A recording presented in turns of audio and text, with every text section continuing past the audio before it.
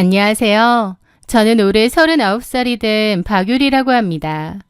저는 현재 인테리어 소품기획 회사에서 상품기획 대리로 근무하고 있습니다. 어린 시절부터 제 방을 꾸미고 작고 예쁜 물건들을 수집하는 것은 제게 단순한 취미를 넘어 삶의 가장 큰 활력소였습니다.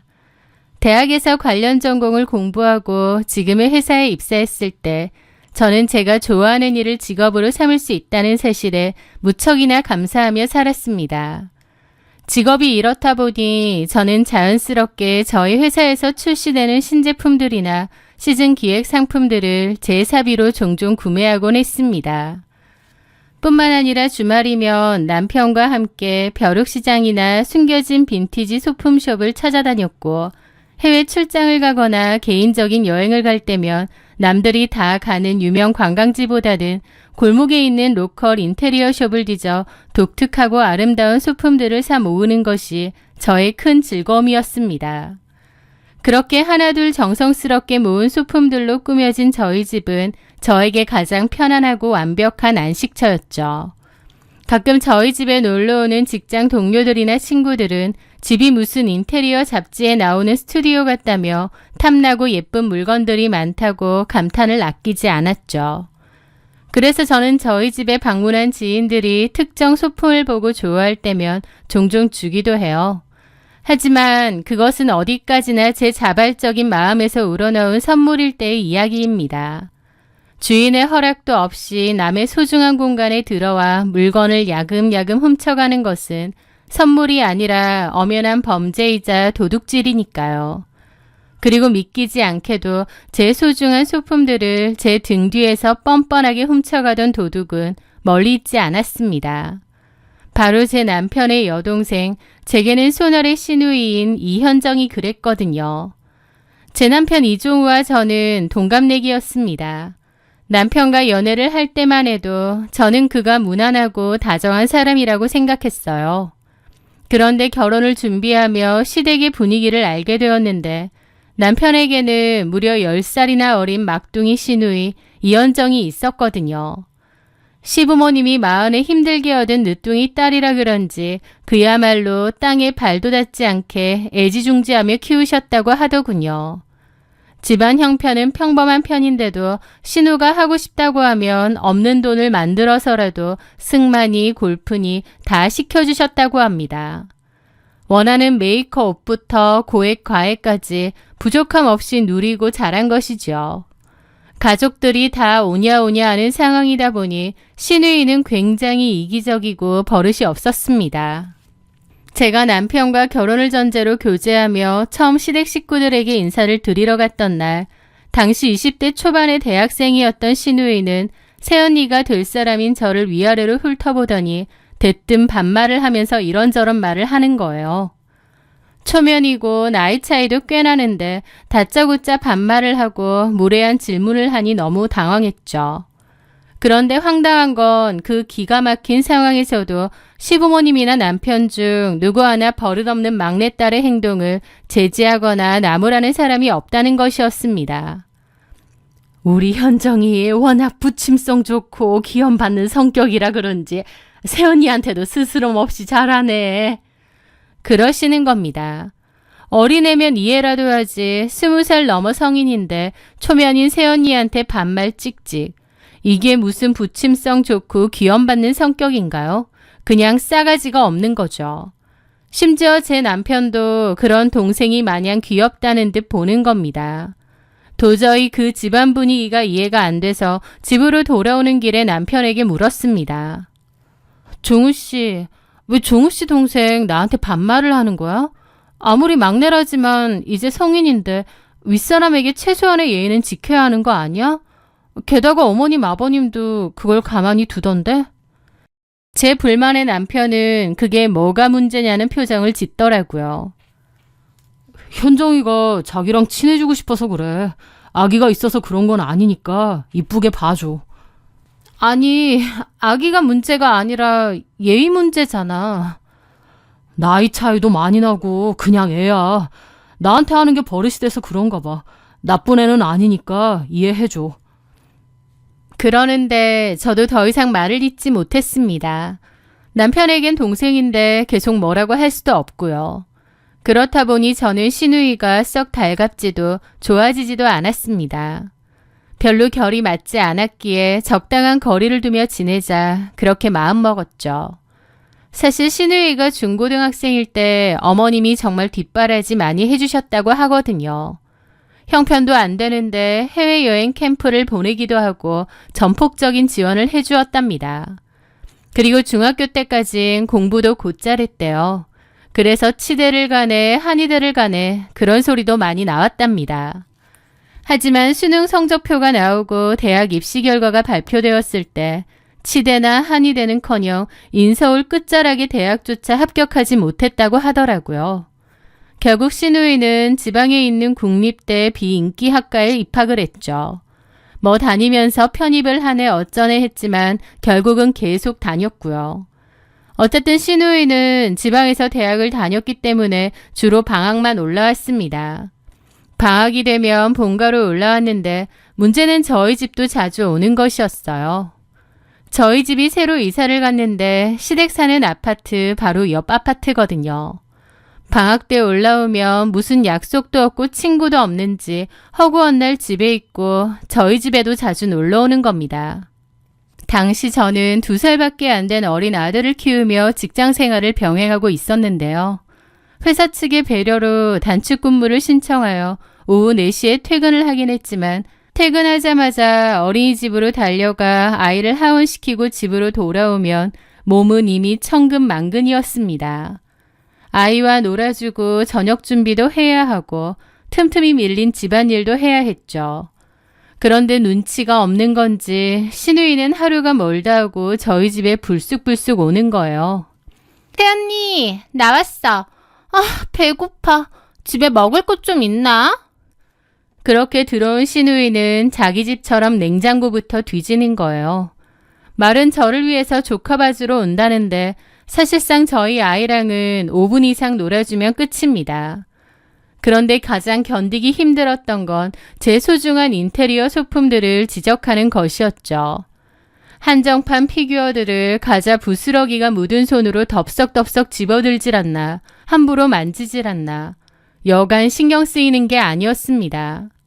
언니, 이런 거 많으면 먼지 쌓여서 청소 힘들지 않나? 우리 수빈이 기관지에도 안 좋을 텐데. 그러면서 제 소중한 소품들을 잡동사니 취급하며 비아냥거리는 그 태도에 속에서 열불이 났습니다. 솔직히 신우만 아니면 당장 쫓아내고 싶더라고요.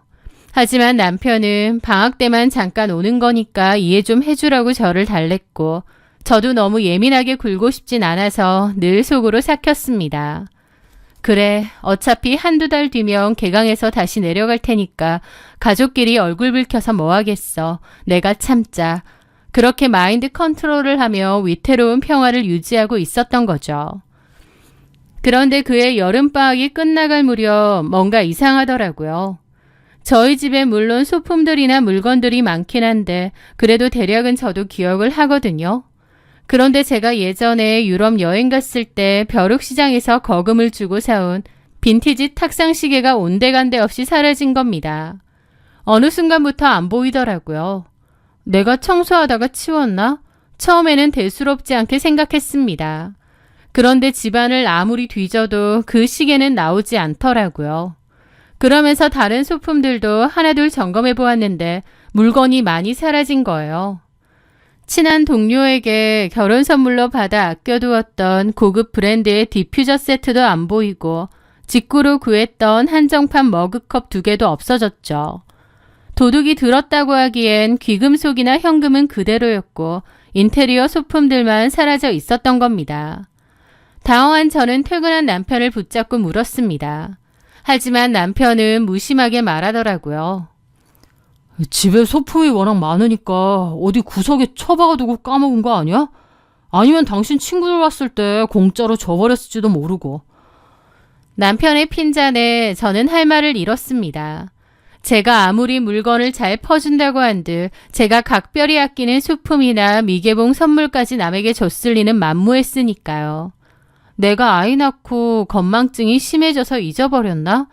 스스로를 의심하며 찝찝한 기분으로 보냈던 어느 날이었습니다. 아이 물건 팔 게 있어서 중고거래 어플을 켰는데요. 놀랍게도 제가 잃어버렸던 직구로 산 한정판 머그컵 사진이 떡하니 올라와 있는 거예요. 구하기 쉽지 않은 상품인데 말이죠. 예쁜 머그컵 2피스 세트 팝니다.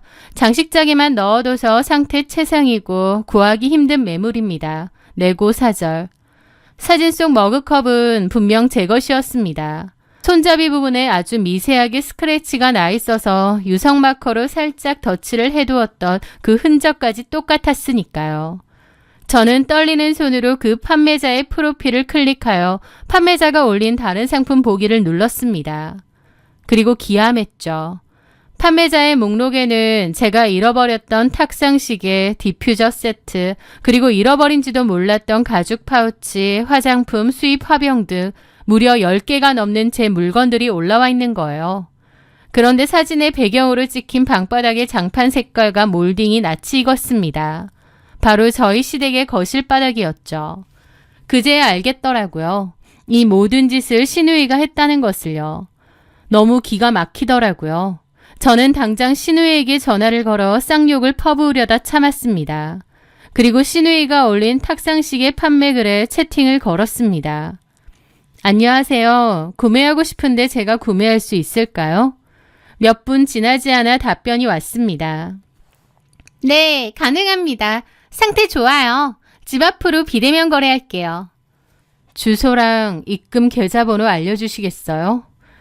그렇게 채팅창에 찍힌 주소와 계좌명을 보는데 네, 저희 집에서 걸어서 5분 거리에 있는 바로 저희 시부모님 댁, 즉 시댁의 동호수였습니다. 입금자 명도 이현정, 저희 신우 이름이었고요. 빼도 박도 못할 완벽한 증거를 얻은 저는 남편에게 퇴근 후에 시댁으로 오라고 했습니다. 그리고 저도 시댁으로 찾아갔죠. 너네가 어쩐 일이냐? 저는 주변을 둘러보았습니다. 종이 가방 하나가 보이더라고요. 그리로 가서 그걸 열어보려 하니 신우가 시겁하며 말리면서 뒤로 숨기는 겁니다. 뭐 하는 거예요, 갑자기? 내 거잖아요. 네? 아가씨, 그러는 거 아니죠. 우리 집 물건 훔쳐다가 중고거래 판다뇨. 제 말에 남편도 시어머니도 놀라서 서로 쳐다보더라고요. 뭐라는 거야? 내가 뭘 훔쳤다는 거야? 신우이는 특유의 악을 쓰는 목소리로 적반하장으로 소리를 질렀습니다. 저는 그 앞에서 중고거래 어플을 보여줬습니다. 이 대화 상대가 나예요. 보니까 내 물건 가져다가 다 팔고 있네? 지금 뭐 하자는 거예요? 아니, 이게 다 무슨 소리야? 저는 어머님께 차분히 설명했습니다. 어머니, 아가씨가 저희 집에 있는 제 물건들을 훔쳐서 중고마켓에 돈을 받고 팔고 있더라고요. 판매 물건들이 다 하나같이 제 거길래 사는 척하고 채팅을 걸었더니 이 집 주소며 계좌 이름도 알려줬어요. 이현정이라고. 그 명백한 증거 앞에서도 신우이는 반성은커녕 오히려 짜증을 내며 소파에서 벌떡 일어났습니다. 아, 진짜 쪼잔하게. 그깟 소품 몇 개 가지고 왜 이 난리야? 언니 집에 그런 거 넘쳐나잖아요. 별로 안 쓰는 것 같아서 가져온 건데 그게 뭐 그렇게 큰 죄라고 이 난리예요? 그 뻔뻔한 태도에 기가 막혀 실소가 다 터져나왔습니다. 안 쓰는 것 같아서 가져왔다뇨. 주인 허락도 없이 들고 가는 걸 세상 사람들은 도둑질이라고 부르거든요? 어따 대고 자꾸 도둑질이래요. 친오빠네 집 가서 물건 좀 갖고 온 거 가지고. 무슨 도둑질? 가족끼리 말 함부로 하지 마요. 신우이는 얼굴이 시뻘겋게 달아오르며 발악하듯 소리를 질렀습니다. 거실의 험악한 분위기를 본 남편은 당황한 기색이 역력하더라고요. 저는 남편을 향해 쏘아붙였죠. 당신이 말해. 내 물건 다 가지고 나오라고. 안 그러면 나 이 자리에서 바로 112 누를 거니까. 제 말에 신우이는 기가 막히다는 듯 씩씩거리더라고요. 남편도 굳은 표정으로 얼른 들고 오라고 하고요. 그렇게 자기 방으로 들어가더니 머그컵이나 미개봉 디퓨저 세트, 그리고 저는 잃어버린지도 몰랐던 작은 전등이랑 텀블러까지 갖고 오더라고요. 도대체 이 많은 것들을 언제 저 몰래 가지고 갔는지 소름이 돋았죠. 이거 다 가지고 온 거예요? 빠짐없이? 다 갖고 왔거든요? 그런데 그 상황에서 저를 더 기막히게 만든 것은 시어머니의 태도였습니다.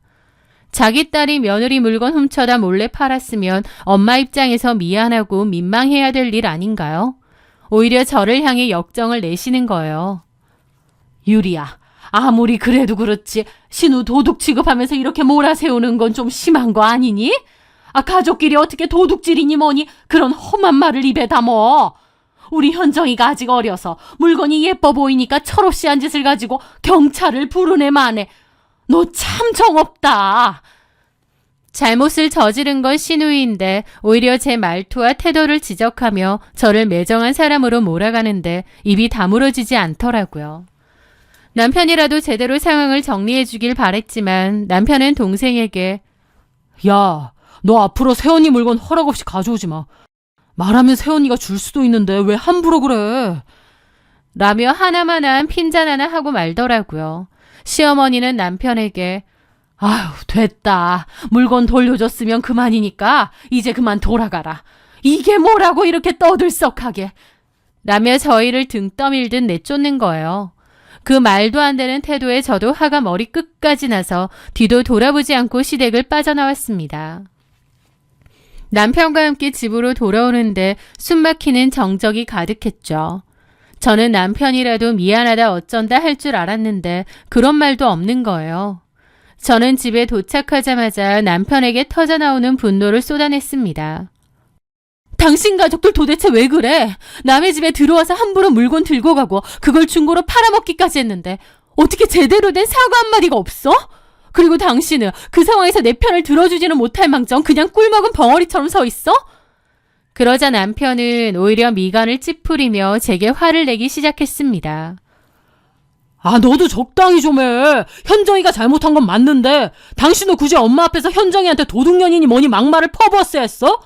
그냥 조용히 따로 알아듣게 말해도 되는 걸. 왜 이렇게 일을 키워? 남편의 그 말은 제게 엄청난 충격이었습니다. 잘못의 본질은 시누이의 절도 행위인데 오히려 제가 이를 키운다며 제 탓을 하고 있는 거예요. 남편도 똑같구나 싶었고 실망이 너무 컸습니다. 저는 단호하게 남편에게 선언했습니다.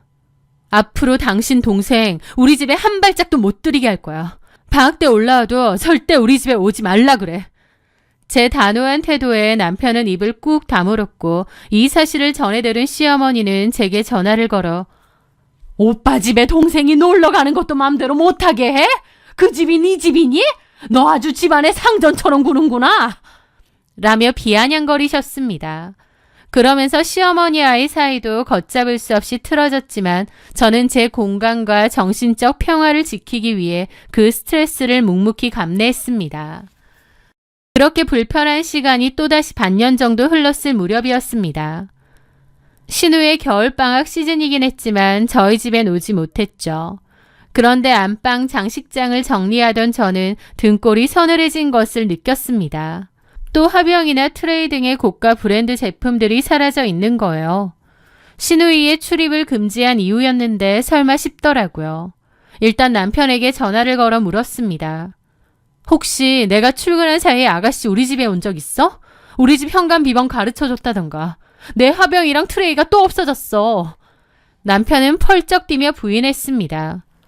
야, 무슨 물건만 없어지면 다 내 동생 짓인 줄 아냐? 네가 그 난리를 치는데 내가 미쳤다고 현정이를 집에 부르겠냐고. 당신 또 괜히 사람 의심하지 말고 집안이나 똑바로 찾아봐.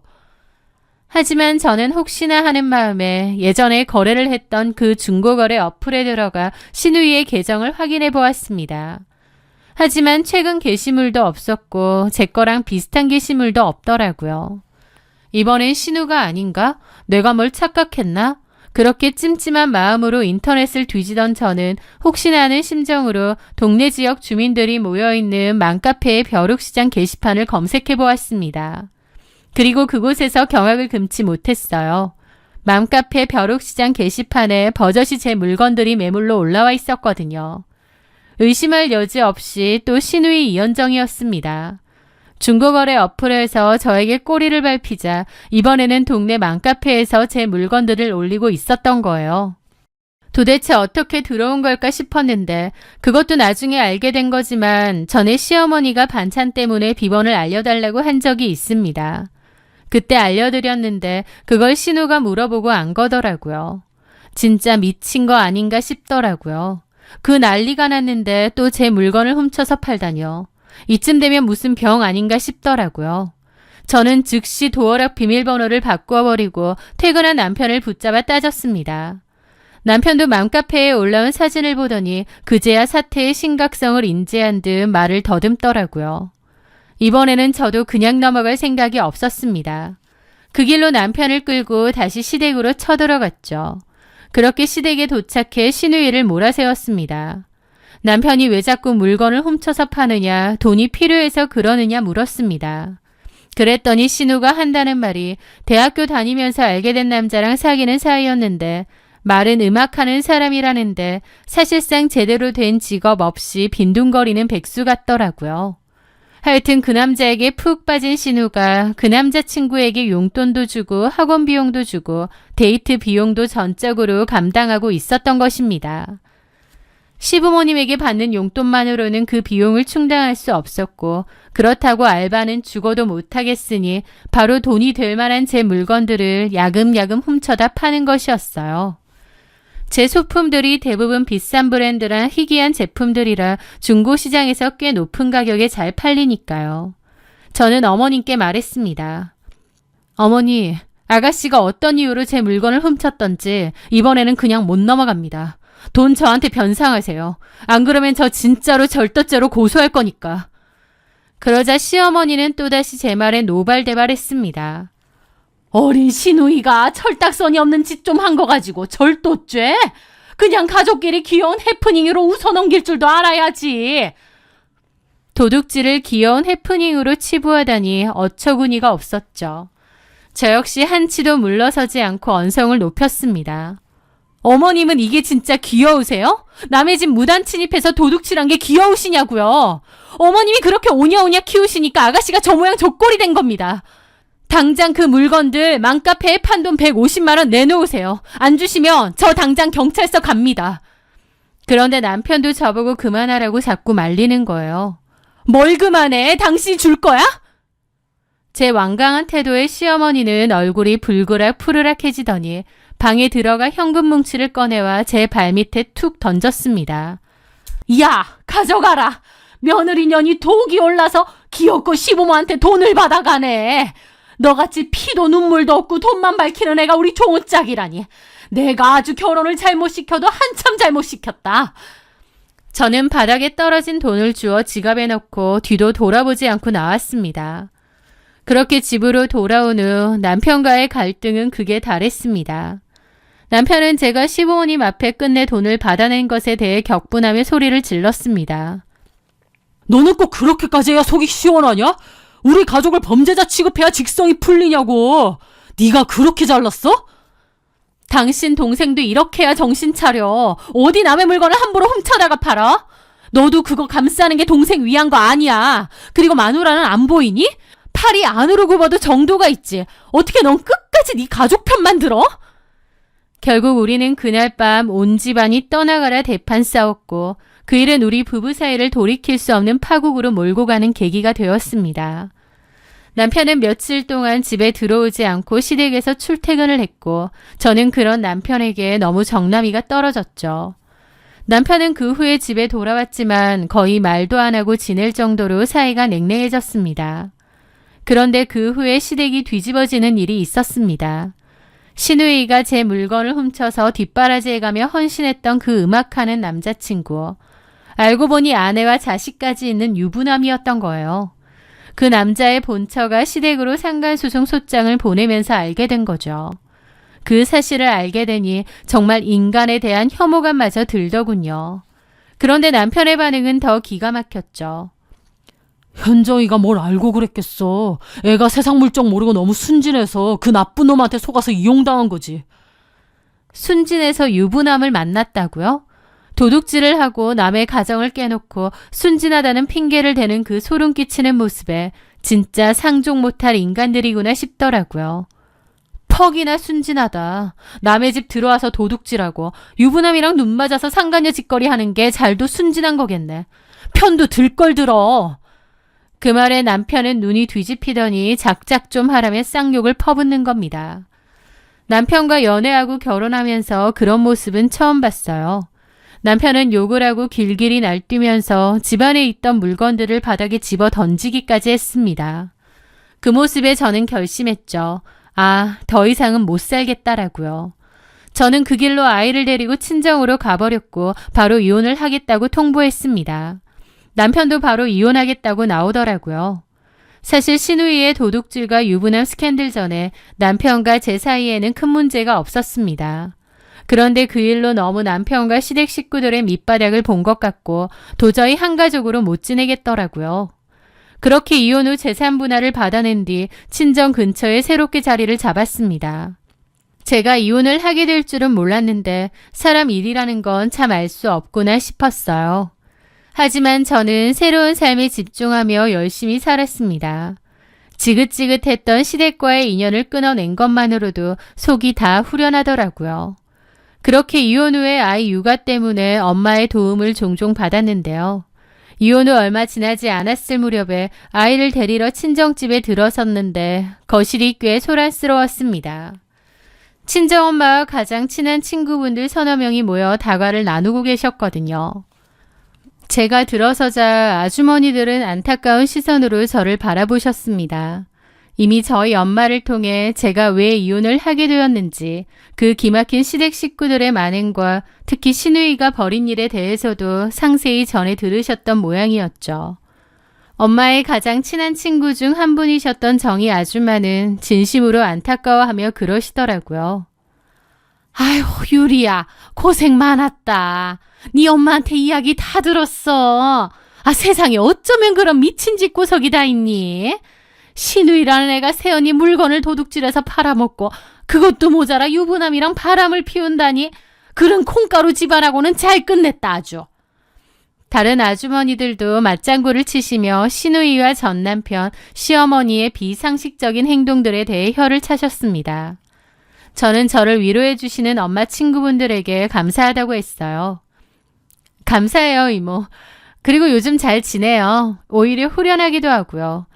그런 사람들과 평생 엮여 사는 것보다 일찍 본 모습을 알고 빠져나온 게 제 인생에는 가장 큰 행운이라고 생각해요. 저 괜찮으니까 걱정하지 마세요. 제 의연한 대답에 엄마 친구분들은 씩씩하다며 제 어깨를 토닥여 주셨어요. 그렇게 어느덧 5년이라는 세월이 훌쩍 흘렀습니다.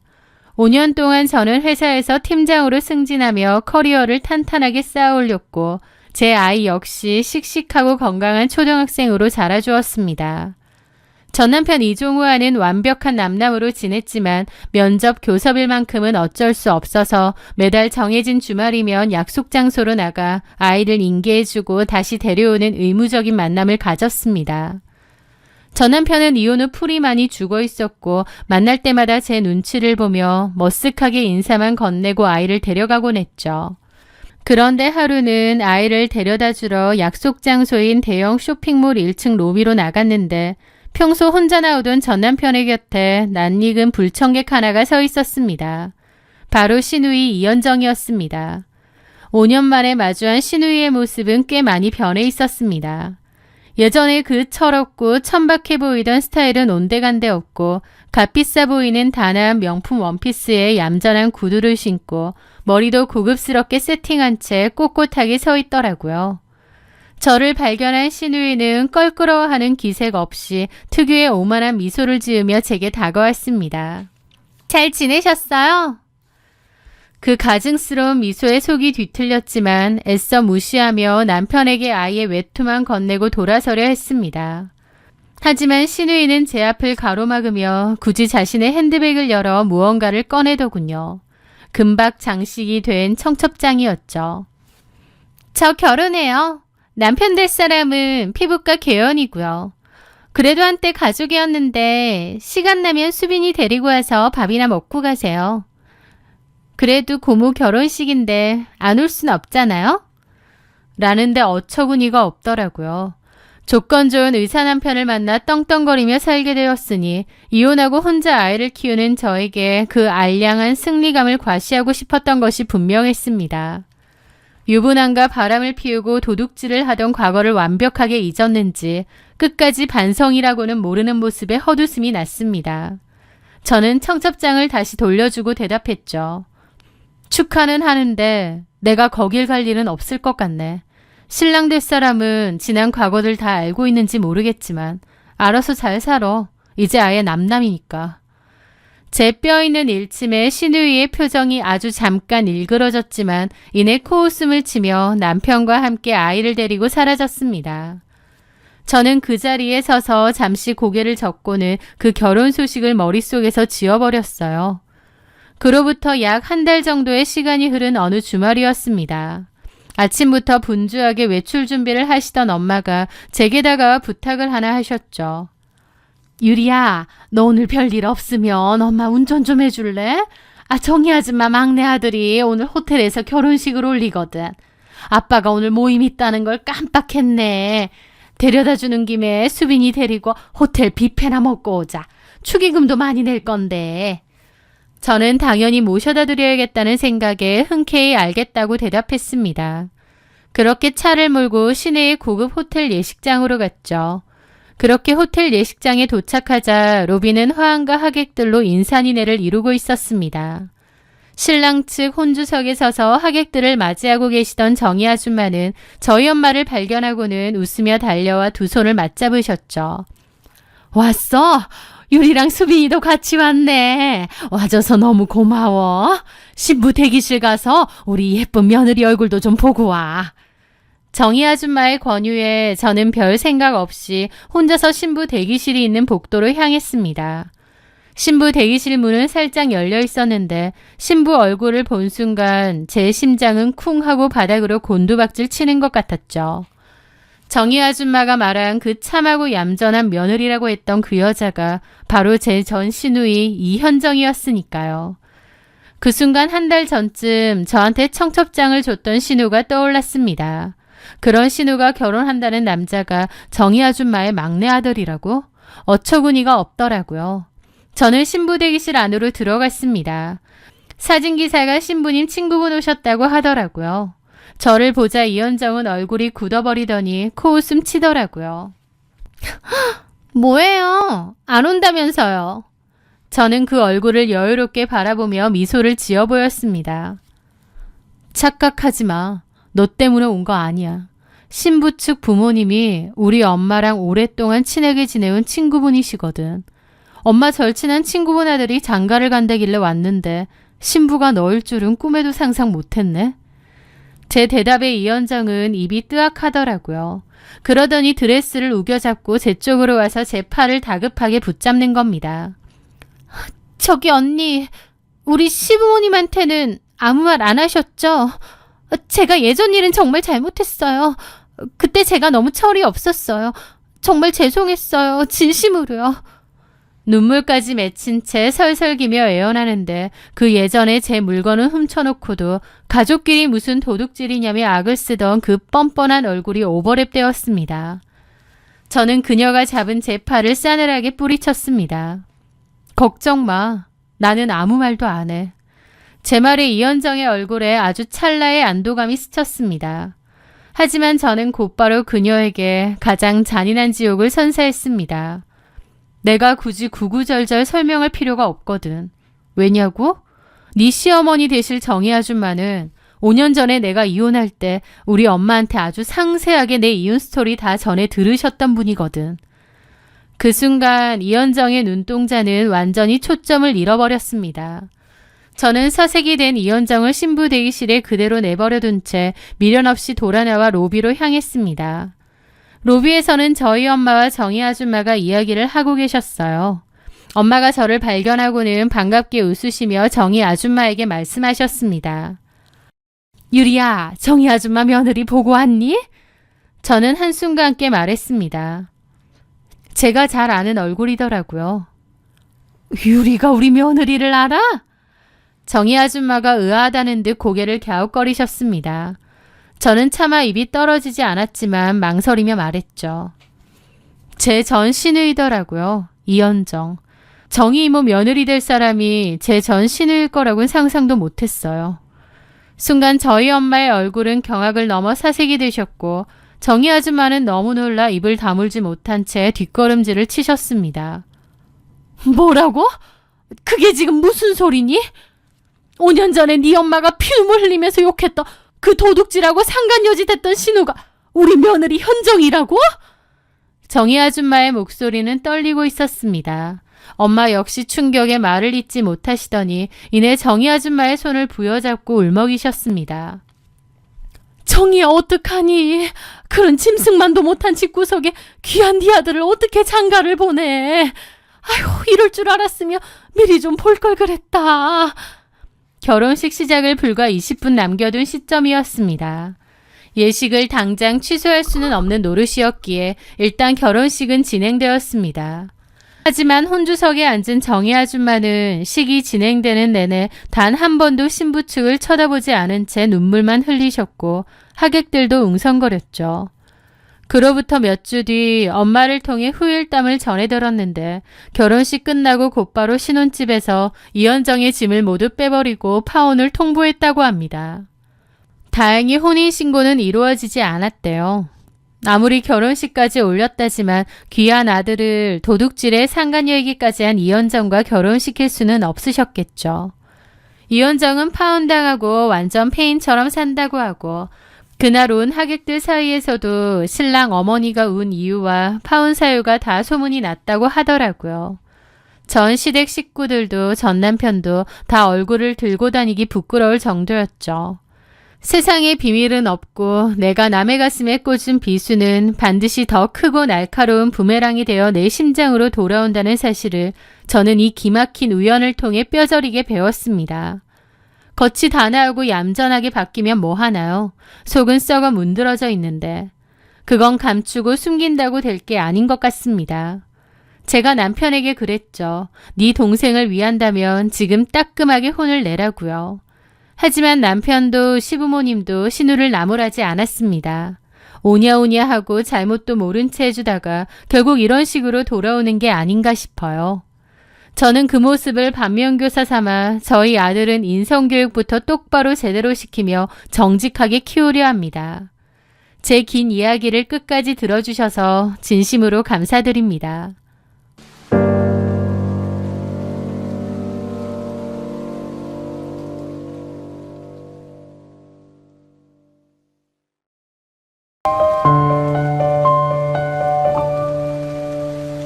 안녕하세요. 저는 사회복지센터에서 일하는 30대 이효정이라고 합니다. 사람을 볼 때 가장 중요한 것은 조건이 아니라 그 사람의 됨됨이와 인성이라고 믿었던 적이 있습니다. 그 순진한 믿음이 저를 얼마나 깊은 나락으로 떨어뜨릴지 그때의 저는 미처 알지 못했습니다. 저희 친정은 아버지가 평생을 바쳐 일구어 오신 건실한 중소기업을 운영하고 계셨습니다. 상가 건물도 몇 채 가지고 계셨고 아파트도 여러 채 있을 정도로 경제적으로 무척 여유로운 편이었죠. 하지만 저는 부모님의 재산에 기대어 편하게 살고 싶지 않았고 제 전공을 살려 사회복지센터에 취직해 제 힘으로 당당하게 돈을 벌었습니다. 그리고 주말이나 퇴근 후 시간이 날 때면 늘 유기견 보호소를 찾아가 봉사활동을 하는 것이 제 삶의 가장 큰 보람이자 행복이었죠. 그러던 어느 날 평소처럼 주말을 맞아 유기견 봉사활동을 하러 갔던 보호소에서 저는 한 남자를 만나게 되었습니다. 그 사람이 바로 최성식이었습니다. 성식 씨는 평범한 회사를 다니는 직장인이라고 자신을 소개했습니다. 보호소에서 만난 그의 첫인상은 참 맑고 온화한 사람이었어요. 특히 제 기억에 남는 날이 있었는데요. 학대받고 길거리에 버려져 다리를 심하게 다친 유기견 한 마리가 보호소에 들어온 적이 있었습니다. 상처가 깊어서인지 사람을 극도로 경계하며 거칠게 으르렁거리는 그 작은 생명을 향해 모두가 쉽게 다가가지 못하고 있었습니다. 그때 성식 씨는 망설임 없이 바닥에 무릎을 꿇었습니다. 괜찮아. 얘야, 이제 안 아플 거야. 걱정하지 마. 그가 떨리는 목소리로 다친 유기견을 다정하게 달래며 정성껏 돌보는 모습에서 제 마음은 걷잡을 수 없이 흔들렸습니다. 이 사람은 정말 마음씨가 따뜻하고 심성이 고운 사람이구나 라고 말이죠. 그 유기견 봉사를 갈 때마다 종종 마주치게 되었고 가까워지게 되었어요. 그의 따뜻한 심성에 호감이 갔던 저는 자연스럽게 개인적으로도 연락을 주고받다가 연애를 시작하게 되었습니다. 연애를 이어가던 중 성식 씨는 저희 집안의 경제적인 배경에 대해 알게 되었습니다. 저희 아버지가 중소기업 대표라는 것과 상당한 부동산을 소유하고 계신다는 사실을 알게 된 날, 그는 카페에 마주 앉아 깊은 한숨을 쉬며 제 눈을 피했습니다. 효정 씨, 사실 저는 효정 씨가 이렇게 대단한 집안의 딸인 줄 전혀 몰랐어요.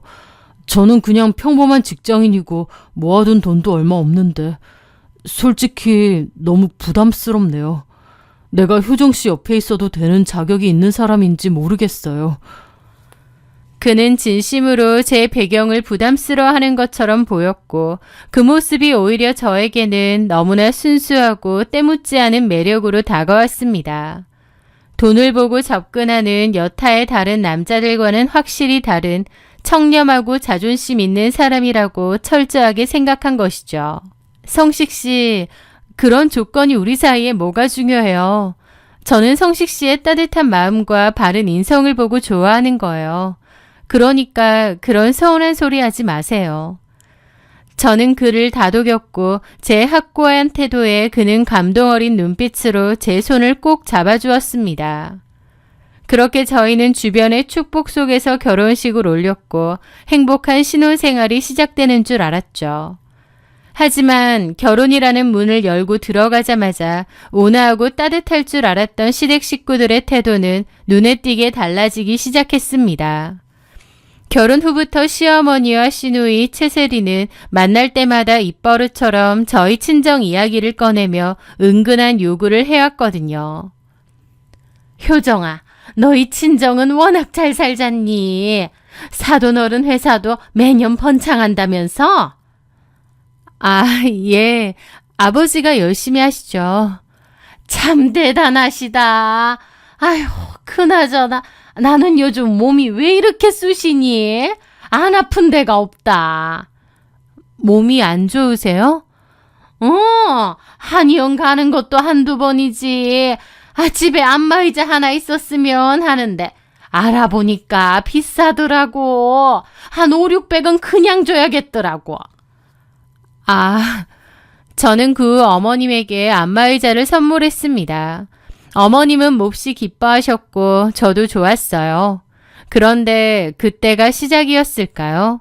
그 후로 시어머니와 시누는 저한테 바라는 게 많아졌습니다. 그 안마의자는 아마 제가 어떻게 나올지를 확인하려는 일종의 테스트였나 봐요. 그런데 덥석 원하는 걸 사주니 얘는 완전 ATM기로 써도 되겠구나 싶었겠죠. 새언니, 나 친구들 만나는데 나만 명품 가방 하나 없는 거 있죠. 새언니가 나 가방 하나 사주면 안 돼요? 가방이요? 나만 에코백 들고 다니고 진짜 자존심 상하고. 알겠어요. 하나 골라봐요. 정말요? 언니 최고. 우리 오빠 결혼 진짜 잘했다. 처음에는 그저 시댁 식구들과 잘 지내고 싶은 마음에 그리고 제가 능력이 안 되는 것도 아니었기에 기쁜 마음으로 돕기 시작했습니다. 사달라는 것도 잘 사주고 시댁의 대소사 비용도 거의 제가 도맡아 결제하며 경제적인 지원을 아끼지 않았죠. 나중에는 이를 아주 당연한 권리처럼 받아들이기 시작했습니다. 나중에는 고맙다는 인사 한마디 없이 사소한 비용까지 저에게 당연하다는 듯 결제를 해달라고 했으니까요. 저도 이건 아닌데 싶긴 하면서도 또 한편으론 가족끼리 이 정도는 해주자 싶기도 했어요. 그러던 어느 날 주말에 시댁에 들렀다가 거실 화장실을 가려던 참이었습니다.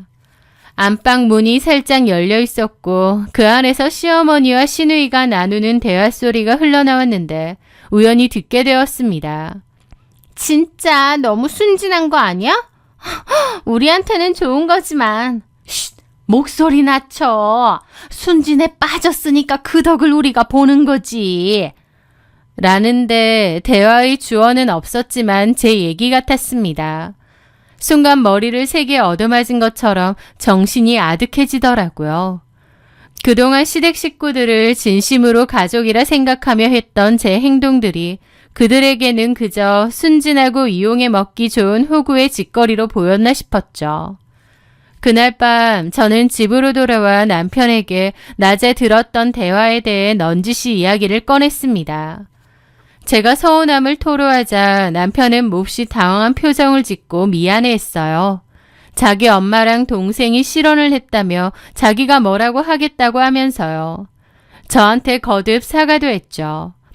효정아, 정말 미안해. 우리 엄마랑 세리가 워낙 철이 없고 세상 물정을 잘 몰라서 그래. 내가 가서 뭐라고 할게. 그리고 엄마나 세리가 뭐 해달라는 것도 안 해줘도 돼. 내가 중간에서 역할 똑바로 했어야 되는데 당신만 곤란하게 만들고 상처받게 했네. 정말 미안해. 내가 엄마랑 세리한테는 제대로 말할 테니까 한 번만 넓은 마음으로 이해해주라. 어? 남편은 세상에서 가장 미안하고 진솔한 얼굴로 저를 다독였습니다. 그 모습을 보며 저는 그래, 시댁 식구들이 아무리 철이 없고 염치가 없어도 내 남편만큼은 이렇게 중심이 잡혀있고 좋은 사람이니 내가 참아야지 하며 다시 한번 마음을 다잡았습니다. 남편을 믿었던 저, 어쩌면 시어머니와 신우 말처럼 제가 너무나도 순진하고 어리석었는지도 모르겠네요. 그렇게 시간이 흐르고 얼마 후 남편이 퇴근하고 돌아와 제 눈치를 보며 조심스럽게 말을 꺼냈습니다.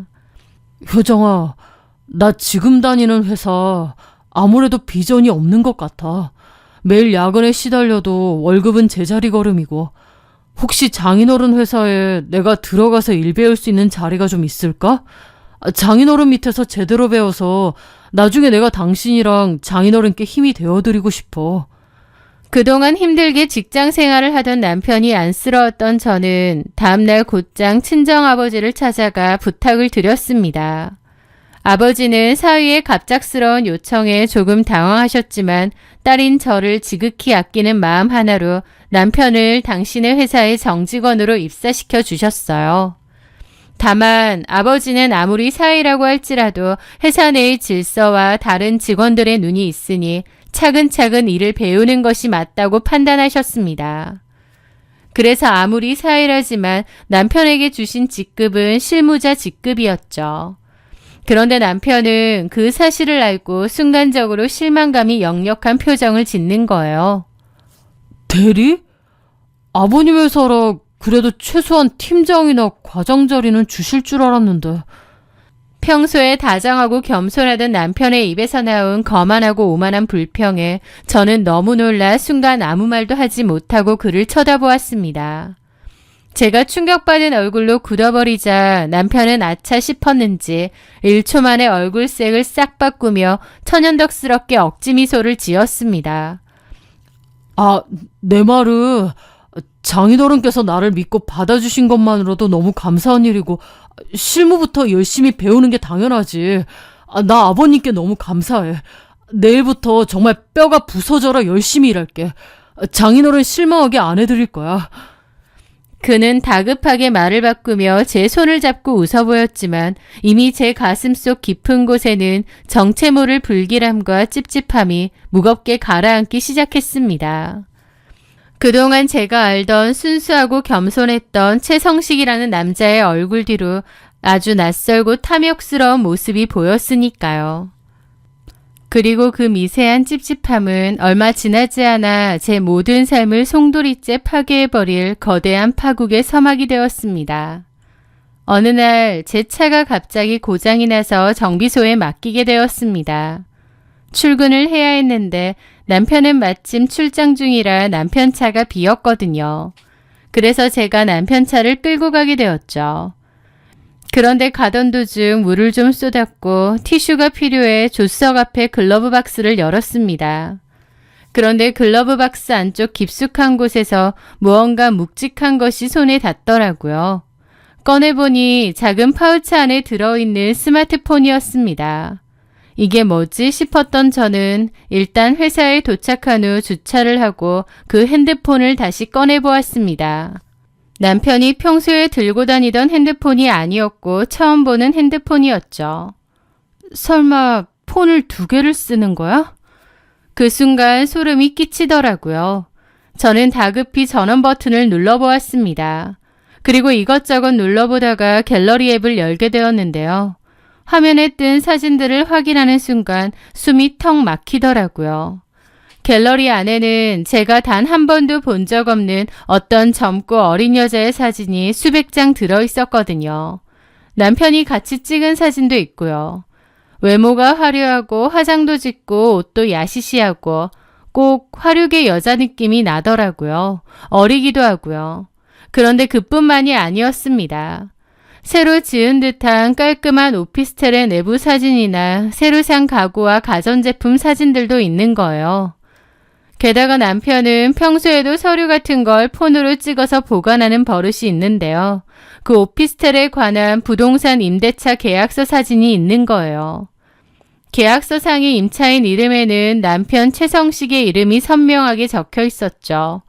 저는 당연히 남편이 이런 오피스텔을 계약했다는 걸 꿈에도 몰랐습니다. 제가 아무리 눈치가 없어도 이게 뭔 줄은 알았죠. 이 여자의 집을 구해줬구나 라는 것을요. 머리가 하얗게 백지장이 된 저는 홀린 듯이 카카오톡 메신저 앱을 열었습니다. 가장 상단에 고정되어 있는 대화방의 이름은 진이었습니다. 대화방 안에는 남편이 그 어린 여자와 주고받은 구역질나는 애정 행각들이 고스란히 남아 있었습니다. 자기야, 오피스텔에 새로 시킨 침대는 잘 도착했어? 오늘 낮에 잠깐 들를게. 오빠 빨리 와. 보고 싶어. 새 집 어때? 너무 좋지. 전에 살던 곳보다 훨씬 좋아. 오빠 덕분이야. 호텔비 안 나가도 되니 나도 좋지 뭐. 그런가?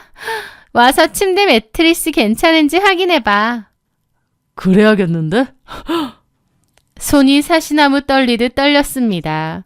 제 앞에선 다정하고 헌신적인 천사 남편인 척 연기했지만 뒤에서는 몰래 투폰을 쓰고 어린 여자와 오피스텔을 얻어 2집 살림을 하고 있던 남자.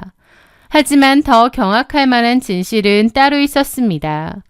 신우이 최세리와 남편이 나눈 문자 대화창을 발견하게 되었거든요. 그 대화방 안에는 그동안 남편이 쓰고 있던 소름 끼치는 가면의 진짜 정체가 낱낱이 기록되어 있었습니다. 오빠, 나 여행 가고 싶은데 새언니한테 비즈니스석 끊어달라고 할까? 야, 내가 말했지. 작고 소소한 걸로 푼돈 뜯어내려고 하지 말라니까. 큰 걸 한 번에 얻어야지. 자꾸 사소한 걸로 요구하면 안 된다고. 제발 너랑 엄마랑 재 좀 뿌리지 말고 있어. 너 결혼해야 된다며. 집 안 얻을 거야? 그치, 얻어야지. 그러니까 가만히 있어. 하여튼 너랑 엄마는 눈치가 없어. 내가 적당히 잘 얘기할 테니까 가만히 좀 있어. 그 메시지를 읽는 순간 온몸의 피가 차갑게 식어내리는 기분이었습니다. 유기견 보호소에서 보았던 그의 따뜻하고 순수했던 모습. 저희 집안의 재력을 알고 부담스럽다며 뒤로 한 발 물러서던 그 자존심 강하던 모습. 그 모든 것이 저라는 순진한 금수저 하나를 물기 위해 치밀하게 계산된 연기였던 겁니다.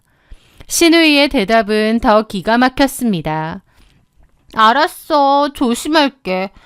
근데 오빠 회사 잘 다니고 있어? 존나 짜증나. 장인이 나를 개무시하는지 꼴랑 대리를 준 거야. 근데 뭐 어쩌겠냐. 일단 숙이고 들어가야지. 참아. 어차피 나중에 오빠가 회사 다 물려받고 사장할 건데 뭐. 그때까지만 굽실거려. 오빠 그런 거 잘하잖아. 가식도 잘 떨고. 야, 가식이 아니라 처세술이 좋은 거거든? 저는 그 대화 내용을 읽으며 치밀어 오르는 구역질을 억눌러야 했습니다.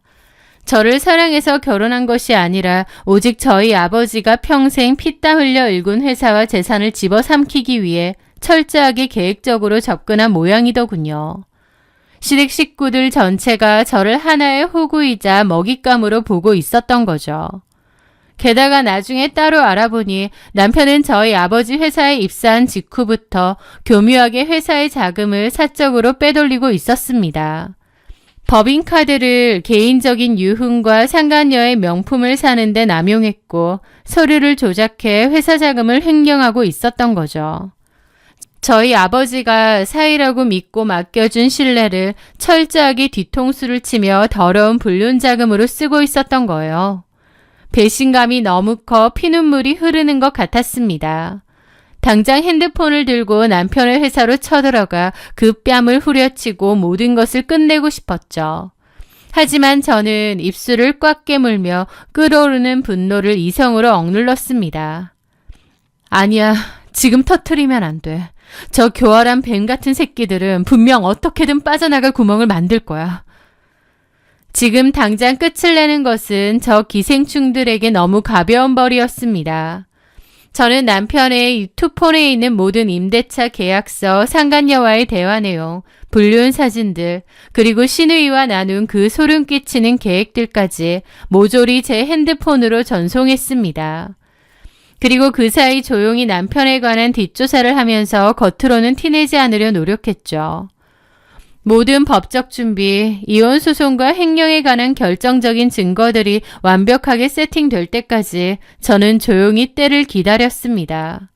그렇게 칼을 갈며 은밀하게 소송을 준비하고 있을 무렵이었어요. 시어머니가 주말에 저를 시댁으로 부르셨습니다. 거실에는 남편과 시어머니 그리고 시누이가 모여 앉아 있었죠. 시어머니는 평소보다 훨씬 더 과장된 웃음을 지으며 제 손을 덥석 잡았습니다. 효정아, 내가 진짜 기쁜 소식이 있어서 널 불렀다. 우리 세리 말이야. 드디어 시집을 가게 됐어. 아, 정말요? 축하해요, 아가씨. 시누이는 의기양양한 표정으로 턱을 치켜들며 말했습니다. 한의사예요. 제가 만나는 오빠. 아, 그래요? 나중에 알게 된 거지만 그 한의사라는 남자조차도 저희 집 배경을 내세우며 선자리를 만든 것이라고 하더라고요. 어쨌든 시어머니는 맞장구를 치며 본격적인 본론을 꺼내기 시작했습니다. 아이고, 그런데 말이야. 우리가 걱정이 이만저만이 아니다. 사이 쪽 집안에선 집을 우리 쪽에서 하길 원하더라고. 사이가 명색이 한의사니까 집은 우리 쪽에서 해오는 게 맞지 않겠냐고. 순간 저는 이 인간들이 또 무슨 미친 소리를 하려는 건지 직감했습니다. 근데 우리가 무슨 돈이 있니? 그래서 말인데 효정아. 사돈 어른이 아파트 여러 채 가지고 계시다며? 그 중에 비어있는 아파트 하나 우리 셀이 신혼집으로 좀 해주시는 게 어떻겠니? 기가 막히더라고요. 아무리 사람이 염치가 없어도 이럴 수는 없는 법입니다. 자기 딸이 결혼하는데 왜 사돈댁인 저희 친정아버지의 아파트를 신혼집으로 내놓으라는 것인지, 이 인간들은 나를 도대체 어디까지 바보멍청이로 보고 있는 건지 기가 막혀서 헛웃음조차 나오지 않았습니다. 말문이 막힌 채 가만히 앉아있자 옆에 있던 남편이 제 어깨를 쓰다듬으며 아주 부드러운 목소리로 거들기 시작했습니다. 여보, 당신이 장인어른께 말씀 잘 드려서 아파트 하나만 세리 명의로 좀 돌려주면 안 될까? 어차피 나중에 다 우리 부부한테 물려주실 재산인데 조금 일찍 앞당겨서 도와주는 셈 치고 말이야. 그 순간 저는 남편의 얼굴에 따귀를 날려버리고 싶은 충동을 간신히 참아냈습니다. 어차피 나중에 자기가 다 물려받을 재산, 차에서 발견한 폰에서 보았던 남편과 시누이의 대화 내용이 뇌리를 스치며 구역질이 올라오더라고요. 저는 눈을 한번 질끈 감았다 뜬 뒤 아주 세상에서 제일 순진하고 상냥한 미소를 지어 보였습니다. 어머니, 아빠 명의로 된 그 아파트들은 지금 살고 있는 세입자들이 있어서 당장 빼기가 어려워요. 전세 계약 기간이 아직 한참 남아있거든요. 제 말에 시어머니와 시누이, 남편의 표정이 일순간 실망감으로 굳어졌습니다. 하지만 저는 곧바로 그들의 눈을 번쩍 뜨이게 할 미끼를 던졌습니다. 대신 제가 세리 아가씨 신혼집으로 딱 어울릴 만한 훨씬 더 괜찮은 집을 하나 알고 있어요. 인테리어도 다 새로 되어 있고 꽤 괜찮은 새 집이에요. 제가 책임지고 준비해 드릴 테니까 집 문제는 걱정하지 마세요. 제 입에서 책임지고 준비하겠다는 확답이 떨어지자 거실의 분위기는 순식간에 축제장으로 변했습니다. 아이고, 우리 며느리 최고다, 최고. 내가 이래서 널 예뻐하지 않을 수가 없다니까. 우리 집에 어째 이런 복덩이가 들어온 건지. 와, 대박. 새언니, 진짜 고마워요. 역시 새언니네 집안이 빵빵하니까 이런 스케일이 나오는구나. 남편 역시 제 볼에 입을 맞추며 가장된 목소리로 환호했습니다. 여보, 진짜 너무 고마워. 내가 앞으로 평생 당신한테 충성할게. 당신이 내 인생의 구세주야. 그들이 서로 부둥켜 안고 기뻐하는 꼴을 보며 저는 코웃음이 터져나오는 걸 참았죠. 그날 이후 시어머니와 시누이는 하루가 멀다고 저에게 전화를 걸어왔습니다. 효정아, 그 집이 어디 아파트니? 평수는 몇 평이야? 새언니, 집 구경은 언제 갈 수 있어요? 예비 신랑이 자꾸 집이 어딘지 물어보네요. 탐욕에 눈이 먼 기생충들은 빨리 집을 내놓으라며 안달이 나 있었습니다. 저는 그들의 독촉에 흔들림 없이 여유롭게 대답했습니다. 아가씨 예비 신랑 집안에 정식으로 인사 오시는 날 있죠? 그때 제가 다 같이 모인 자리에서 집 위치랑 서류 깜짝 선물로 시원하게 공개할게요. 조금만 기다리세요. 저의 그 완벽한 연기에 시댁 식구들은 예비 신랑이 오는 날만 손꼽아 기다리며 김칫국을 사발로 들이키고 있었습니다. 그리고 마침내 며칠 뒤 시누이의 예비 신랑인 한의사가 시댁으로 정식 인사를 오는 자리가 마련되었습니다. 시어머니는 상다리가 부러지도록 음식을 차려놓고 기세등등하게 예비 사회를 맞이했죠. 모두가 식탁에 둘러앉아 화기애애하게 담소를 나누던 중 시어머니가 참지 못하고 본론을 꺼냈습니다. 세리야, 집 알아본 건 어떻게 됐니? 시댁 식구들과 신우의 예비 신랑의 시선이 일제히 저에게 쏠렸습니다. 저는 그들의 탐욕스러운 눈빛을 하나하나 여유롭게 마주한 뒤 미리 준비해온 묵직한 폴더 하나를 테이블 위로 꺼내놓았습니다. 네, 제가 약속한 대로 아가씨 신혼집으로 추천할 만집 서류를 가져왔어요. 열어보세요. 시누이는 환호성을 지르며 다급하게 폴더를 열었습니다. 그리고 그 안에 들어있는 서류와 사진들을 확인한 순간 시누이의 미소는 마치 화면이 정지된 것처럼 그대로 얼어붙어 버렸습니다. 새언니, 이게 뭐예요? 오피스텔 계약서잖아요. 시누이는 실망감과 불만이 가득 찬 목소리로 툴툴거리기 시작했습니다. 아니, 아파트로 해준다더니 겨우 오피스텔 구한 거예요? 신혼집을 오피스텔에서 시작하라고요? 시어머니 역시 못마땅한 표정으로 거들었습니다. 그래, 효정아. 왜 번듯한 아파트를 놔두고 이런 데를 계약했어? 아무것도 모르는 두 모녀가 투덜거리고 있을 때 옆에 앉아있던 남편이 무심코 폴더 안의 서류를 들여다보았습니다. 그리고 그 서류에 적힌 주소와 자신의 이름을 확인한 순간 남편의 얼굴은 순식간에 핏기가 가시며 시체처럼 하얗게 질려버렸습니다. 여보, 이게 왜 당신한테 있어? 남편은 덜덜 떨리는 손으로 폴더를 덮으려 했습니다. 하지만 저는 남편의 손을 차갑게 쳐내며 식탁에 앉은 모두가 들을 수 있게 또박또박 말했습니다. 왜? 당신 이름으로 계약한 당신 집이잖아. 아가씨, 불만 갖지 말고 그 서류 뒤에 있는 사진들도 마저 다 넘겨봐요. 제 말에 시누이는 미간을 찌푸리며 계약서 뒤에 철해둔 사진들을 넘겼습니다. 엄마, 이거 오빠 아니야? 이 여잔 누구야?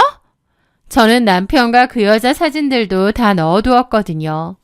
사진을 확인한 시어머니의 입에서도 경악에 찬 비명이 터져나왔습니다. 성식아, 이게 다 뭐니? 남편은 이마에 식은 땀을 뻘뻘 흘리며 저를 잡더라고요. 효정아, 오해야. 내 말 좀 들어봐. 당신이 뭔가 오해를 단단히 한 모양인데. 핸드폰을 2개나 쓰고 참 철저하더라고, 당신. 당신이 이 여자랑 바람 피우면서 얻어준 오피스텔이잖아. 얼마나 좋으면 집까지 얻어줄까? 그러지 말고 아예 이 여자 집에 들어가서 살아. 제 말에 신우와 시모 입이 떡 벌어지더라고요. 저는 신우에게도 말했죠. 아가씨 오빠가 최고급 가구까지 싹 다 넣어서 완벽하게 꾸며놓은 집이니까 예비 신랑이랑 여기서 살림 차리든가 해요. 그때 상황을 지켜보고 있던 신우이의 예비 신랑이 기가 막힌 얼굴로 입을 열었습니다. 아니, 이게 다 무슨 소리입니까? 저는 그 엉망진창의 분위기 속에서 아주 차분하고 냉정하게 미소를 지어 보였습니다. 아, 죄송해요. 제가 깜빡한 게 있네요. 이 집은 신혼집으로 못 쓰겠어요. 왜냐하면 이 오피스텔 보증금이랑 월세 다 우리 아빠 회사 돈 횡령해서 구한 거거든요. 조만간 경찰 압류 들어갈 거라 못 들어가겠네? 시모가 눈이 뒤집혀서 말했죠. 회사 돈을 횡령해? 우리 성식이가 그럴 리가 없어. 뭘 잘못 알고 있는 거 아니니? 남편은 사시나무 떨듯 떨며 제 바지가랑이를 붙잡았습니다. 여보, 제발 장인어른한테는 비밀로 해줘. 내가 진짜 미쳤었어. 그 여자가 꼬셔서 잠깐 정신이 나갔던 거야. 내가 다 정리할게. 저는 남편의 손을 매몰차게 걷어찼습니다. 네가 내 아빠 회사 들어와서 무슨 짓 했는지 내가 모를 줄 알았어? 내가 지난 한 달 동안 조용히 변호사랑 회계사 통해서 법적 조치 다 끝내놨거든. 아빠한테 말씀드려서 경찰에 형사고소장 접수 완료했어. 당신 조만간 압수수색 들어갈 거야. 그리고 우리 아빠 회사가 입은 피해 금액 그것도 당신이 다 토해내야 될 거야. 손해배상 민사 청구 소송도 이미 접수했거든. 당신이 상간녀 이름으로 계약한 그 오피스텔 보증금? 회사 돈으로 들어간 거 확인됐으니까 가압류 들어갈 거고 당신이 쓴 돈 싹 다 민사로 추징해서 회수할 생각이야. 뭔 말인지 알아? 너 이제 완벽한 개털이라고. 알겠어? 제 입에서 나오는 말들에 남편은 완전히 넋이 나간 듯 입을 떡 벌리더니 갑자기 저를 붙잡았습니다. 효정아, 제발 살려줘. 내가 잘못했어. 어? 그 구차하고 더러운 변명을 들으며 저는 참았던 분노를 터뜨렸습니다. 용서 같은 소리 하네. 너랑 너네 엄마 동생 나더러 순진하니 어쩌니 그딴 소리 했지. 그래, 너 같은 인간한테 속은 거니 내가 순진한 걸지도 몰라. 근데 니들은 악독한 데다 멍청하기까지 한 거야. 뭐? 큰 걸 한 번에 얻어야지 작고 소소한 걸로 요구하지 말라고? 우리 아빠 회사 물려받아서 사장할 때까지 굽실거리면서 참겠다고? 저는 시어머니와 시누이를 번갈아 노려보며 소리쳤습니다. 이 더러운 기생충 같은 인간들아. 나랑 우리 아빠 돈 빼먹고 도둑질해서 밖에서 딴 년이랑 두 집 살림까지 차렸는데 용서! 좋게 봐주니까 진짜 나를 호구로 본 모양인데 사람 잘못 봤어, 채성씨. 당장 내일까지 짐 싸서 꺼져. 우린 이혼이야. 그리고 경찰 조사 잘 받고. 어쩌면 횡령으로 감방에서 콩밥 먹어야 될지도 모르겠네. 저는 절박하게 저를 붙잡는 남편을 뿌리치고 미련 없이 시댁을 빠져나왔습니다. 그날 이후 인과응보는 아주 빠르고 완벽하게 이루어졌습니다. 남편은 저희 집에서도 쫓겨났고 아빠 회사에서도 즉각 해고 통보를 받았죠. 그리고 경찰의 압수수색과 수사는 생각보다 훨씬 더 매섭게 진행되었습니다. 회사 자금을 빼돌린 횡령 혐의가 명백하게 입증되었고 구속 수사를 피할 수 없었습니다. 그가 빼돌린 돈으로 떵떵거리며 살던 상간녀 역시 무사하지 못했습니다. 저희 아빠 회사 측에서 제기한 민사소송과 가압류 조치로 인해 오피스텔의 보증금은 전부 회사로 환수되었습니다. 그 상간녀는 흔적도 없이 도망가 버렸죠. 남편이 감옥에 가면서 발생한 엄청난 빚과 민사 배상금은 고스란히 시어머니와 시누이의 몫이 되었습니다. 시누이는 당연히 개망신당하고 파혼했고요. 그 와중에 저는 빠르고 깔끔하게 이혼 소송을 마무리 지었습니다. 유책 사유가 명백했고 형사사건까지 얽혀 있었기에 재산 분할이나 위자료 청구도 제가 원하는 대로 완벽하게 승소했죠. 결혼 전 저는 사람을 볼 때 조건은 중요하지 않고 오직 사람의 됨됨이와 인성만 보면 된다고 굳게 믿었습니다. 하지만 제가 믿었던 그 따뜻한 인성조차 돈과 탐욕 앞에서는 얼마든지 철저하게 꾸며지고 연기될 수 있다는 사실을 뼈저리게 배웠고 참 사람이 무섭다는 것을 알게 되었습니다. 어쩌면 제가 험한 세상을 너무 모르고 순진하게만 살았던 것일지도 몰라요. 그래서 이제 저는 겉모습이나 달콤한 말에 쉽게 마음을 주지 않으려 합니다. 그 끔찍했던 일을 계기로 세상을 조금 더 냉철하고 이성적인 눈으로 바라보며 제 자신을 지키는 법을 배워야겠다는 생각이 들었거든요. 가짜 사랑에 속아 제 인생을 통째로 도둑 맞을 뻔했지만 스스로의 힘으로 그 위기를 벗어나 당당하게 다시 일어섰다고 생각해요. 앞으로는 절대 누구에게도 제 삶의 주도권을 넘겨주지 않고 오직 저 스스로를 사랑하고 지키며 흔들림 없이 단단하게 살아갈 것입니다. 저의 이야기를 끝까지 들어주셔서 진심으로 감사합니다.